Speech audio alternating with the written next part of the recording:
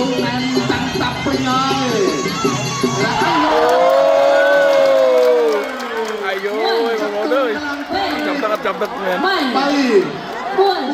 រតនាដល់ហើយសមាជិកកីឡាករបង្គោលជាថុលវិឆ័យមានបទពិសោធន៍នៃការប្រកួតទ្របជំនះ11ដងចាញ់4ដងមានស្រុកកំណើតនៅផ្នែកគុំខេត្តបាត់ដំបងបង្ហាត់ដោយនៃបុកក្លឹបរាជកីឡាខេត្តបាត់ដំបងសមាគមកីឡានេះកីឡាករទាំងពីរកំពុងតែស្ដាប់បបប្រឹងប្រែងប្រកួត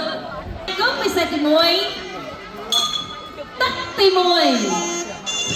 បាទក្រុមជើងគណៈសម្ដីលោកស្រីមានកញ្ញាទស្សនាការប្រកួតបាក់គូទី1ទឹកទី1បាទប្រហោបកីឡាករគុណរតនា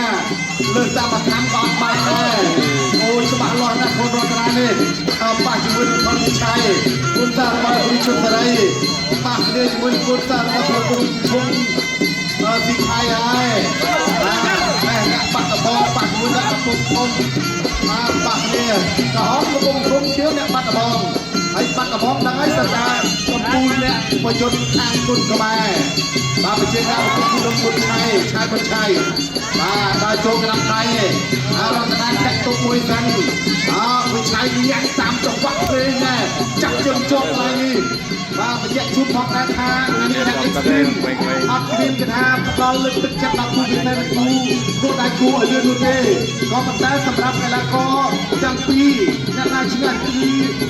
ក្រុមហ៊ុនស្មាបរិជាជំនុំបានឧបត្ថម្ភទឹកប្រាក់លើកទឹកចិត្ត50,000មួយក៏ស្មើគ្នាគឺមិនណាប់តែកណ្ដាលណាឥឡូវចាប់ទៅវិញមកជាការប្រកួតបាក់ភៀវកីឡាករប្រកួតរបស់ហាងទី2នេះហាងទីទទួលស្វាគមន៍កីឡាករមកពីប្រទេសរុស្ស៊ីបាក់គូទី5ប្រកួត5ទឹកប្រិមិត្តព្រៀងចាក់ជង្គង់មួយហ្នឹងបាទគូនេះកីឡាថ្មីសម្បត្តិពិតប្រាកដតែយើងលើកទៅមើលការប្រកួតរបស់គាត់ជាមិនធម្មតាទេចូលទៅនេះបាទបងវិឆ័យអូយបងវិឆ័យបាទជង្គង់គាត់ទាញមកពេញចាក់ជង្គង់សងទៅរតនាខុនរតនារៀបចាក់ជង្គង់វិញជង្គង់សងទៅសងមកលោកគួរយ៉ាងណារបស់បន្តទៀតណាគាត់ជើងបាក់គ្រឿងចូលកណ្ដាប់ដៃរបស់វិឆ័យហើយបាទខុនវិឆ័យបាទនេះកែងហើយក៏លេងយកជង្គង់ផងដែរជង្គង់អូយវិញមុខមកគូតាត់បាល់គូឈប់ខាងឯងជង្គង់មួយទៀតហើយជង្គង់ជង្គង់តអូកៃមែនចូលបាត់ធម្មតាទេចូលបាត់មួយមិនធម្មតាទេអូចូលអត់ចាំទឹកទេមកអត់ជាប់อะไรនេះសិននេះបងប្អូនយើងជួងណានតាំងតាប់ពេញហើយ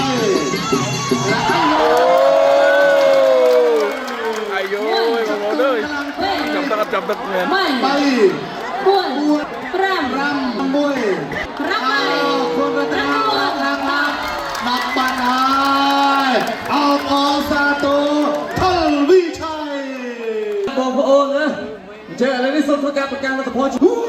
ឆ័យ